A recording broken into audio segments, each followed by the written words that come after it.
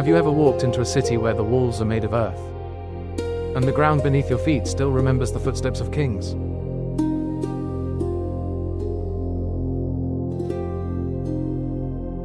Welcome to Abomey, the royal heart of the kingdom of Dahomey, founded around 1645 by King Agojie. At first glance, it seems quiet. Low earthen structures, open courtyards, sunlight resting gently on clay.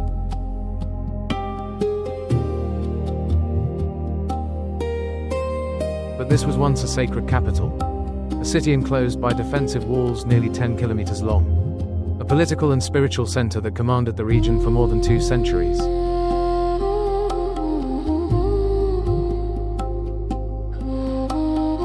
And unlike many royal capitals across the world, here each king did not destroy what came before him. He built beside it.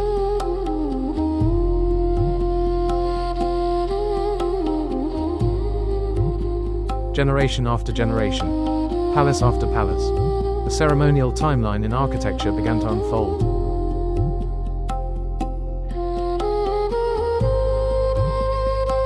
More than 10 royal compounds, spreading across 47 hectares, formed a living map of memory, power, and continuity.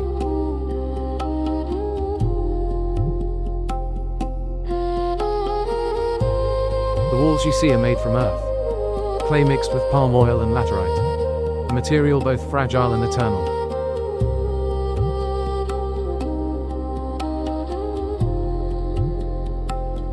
But their true strength has never been structural. It lies in the stories they carry.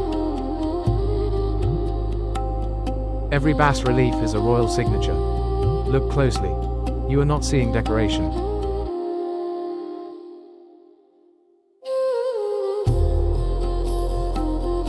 You are reading a language of authority. The shark represents King Agojie, who ruled from 1818 to 1858. The monarch who reorganized the army, expanded the kingdom, and transformed Dahomey into a disciplined military state.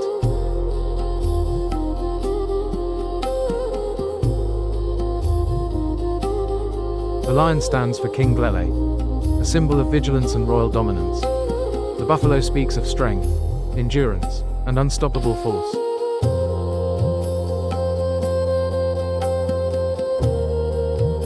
These images were not placed here for beauty. They were messages. Every visitor, every diplomat, every rival understood immediately whose ground they were standing on.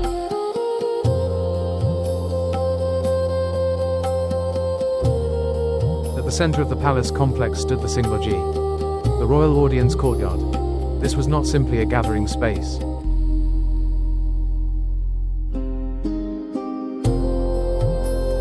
This was where diplomacy became performance, where justice was delivered in ceremony, where power moved in a precise and visible rhythm.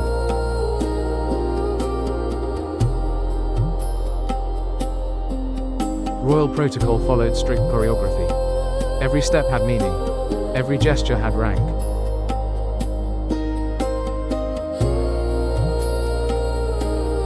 Movement was slow, controlled, hierarchical, because in Abomey, to move was to declare your place in the universe of the king.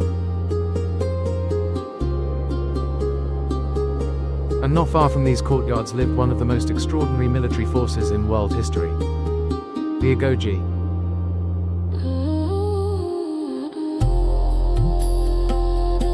An elite corps of women warriors, whom European observers would later call the Amazons. But here, they were not legend. They were discipline. They were strategy.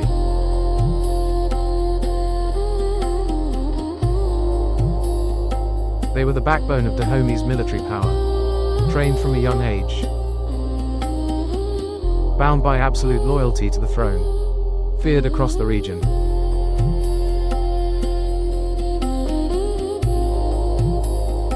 Their presence alone reshaped the balance of power in West Africa. For more than 200 years, Abomey controlled major regional trade routes.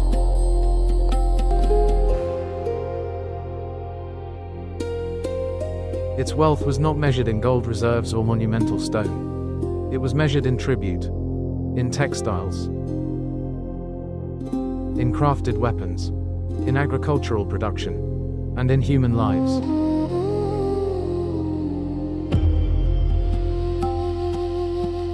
A history both magnificent and difficult to confront, because every great capital carries within it both brilliance and shadow.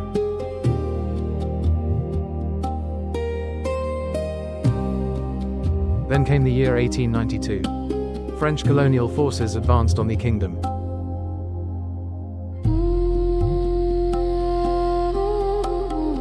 And as the royal resistance collapsed, much of the palace complex was set on fire. Flames consumed centuries of memory. Roofs fell. Courtyards turned to ash.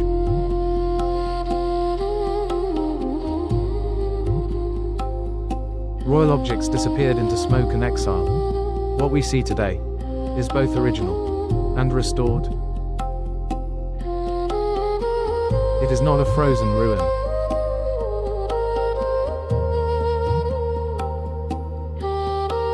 It is a conversation between loss and survival. Since 1985, the royal palaces of Abomey have been recognized as a UNESCO World Heritage Site.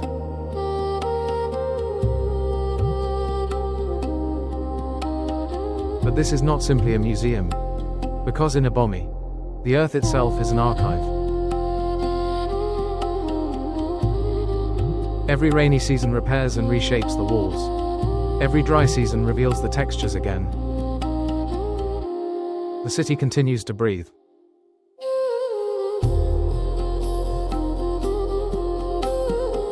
And each morning, when the first light returns to these surfaces of clay and palm oil, the past rises with it.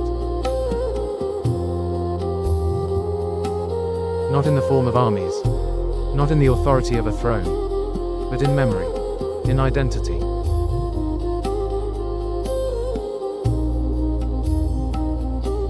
In the quiet persistence of culture, you are no longer just looking at architecture. You are walking through a royal timeline, written in earth.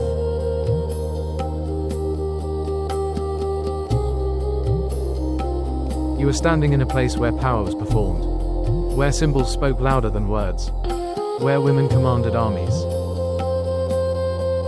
and where kings chose continuity over erasure.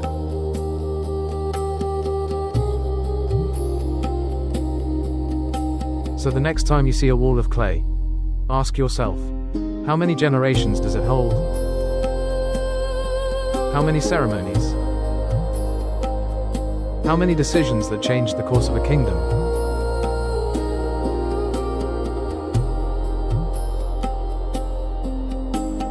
Thank you for walking through Abomey with us, not as visitors, but as witnesses to a living memory.